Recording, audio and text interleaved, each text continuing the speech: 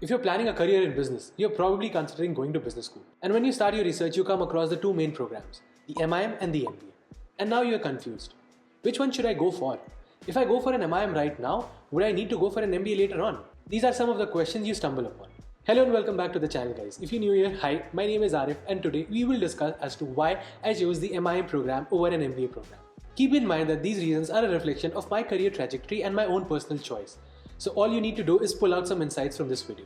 Just because I went for the MIM program doesn't mean it's the better or the worst choice. It just means that it was the better choice for me when I took that decision back in 2020. So with that out of the way, let's begin with the video. First, let's get some background.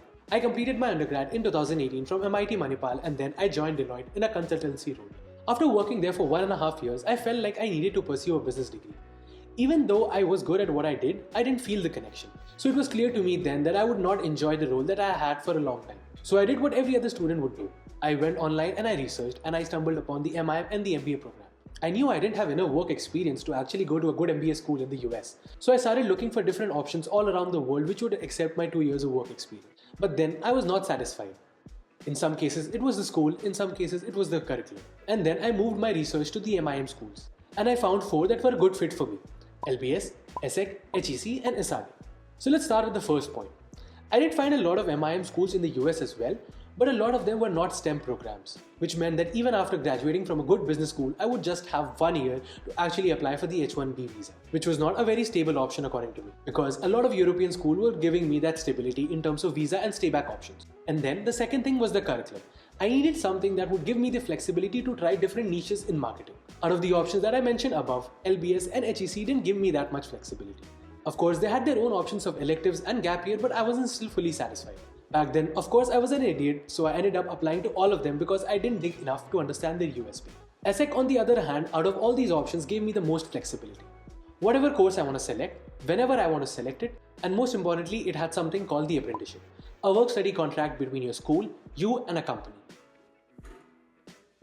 Now, the third thing I considered was basically the tuition fees and the living expenses, i.e. the money. Any good school I looked at the US, be it an MIM or an MBA program, it was north of $60,000 to $70,000 in terms of tuition fees alone. And on top of that, you would add the enormous living expenses. It was just outrageous. While every other business school that I checked in Europe, be it LBS, HEC, ESSEC, ESCP, all of them were around 40,000 to 50,000 euros. I know, still expensive, but way less than what I would pay in the US. And then finally, while researching about the apprenticeship, I actually found out its true benefits. Starting with number 1, if your apprenticeship contract is actually of 2 years, your entire tuition fees will be paid by the government and the company. So essentially, it's a 100% tuition fee scholarship for you. Second, since you're working for a company, you do get a stipend every month, which can support your living expenses. And thirdly, since you are obviously working, you're gaining work experience along with your education. All of this took my doubts away and I was almost 99% sure that I want to go ahead with the MIM program. And for the last 1%, I talked to a lot of seniors on LinkedIn about the stay-back option, the market, and how they generally felt about studying in European schools. And almost all of them had positive things to say about their experience, be it LBS, HEC, ESCP, ESSEC, and so on. Stay-back option in France, in Germany, and other countries was also something that a lot of people talked about. And even if you're not able to find a full-time job, still many countries had the option of 2-year post-study work visa. And lastly, the most important, and not just for me, but for a lot of students as well. I wanted to change my industry. If I had continued working for 2-3 years more, I would have accumulated enough experience to apply to the top business schools in US for the MBA program. But according to me, those 2-3 years would not have been fruitful. Changing your industry and walking on a new career path is something that you're more open towards when you're relatively young with lesser experience. This does not mean that you cannot do it later, but it's relatively easy to start from scratch in a new industry when you're still young and in your early mid-20s. Those 2 to 3 years, instead of working and gaining more experience to apply to a top MBA program, I went and did my MIM from one of the top business schools in Europe. I did an apprenticeship and gained experience as well. I funded my entire MIM through the apprenticeship program, and for the icing on the cake, through the exchange opportunities that ESSEC provide, I actually got to experience how the MBA program is from one of the top business schools in Canada. All of this, in those exact 3 years, I would have waited to accumulate the experience to apply for an MBA program. Choosing between an MIM or an MBA program is not as difficult and confusing as it may seem.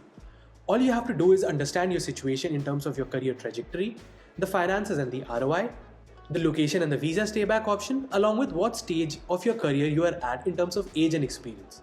If you still need some help deciding between the two, don't forget to leave a comment below and I will respond to it as soon as I can. By the way, don't forget to check out my Instagram. I'm fairly active there, and actually I have more information in terms of scholarship and admissions there in the form of reels. And that's it. I hope you were able to pull out some insights out of this video which will help you make your decision. If you found it helpful, do hit the thumbs up icon and also consider subscribing to the channel. As always, thank you for watching, and I'll see you in the next one. Bye bye.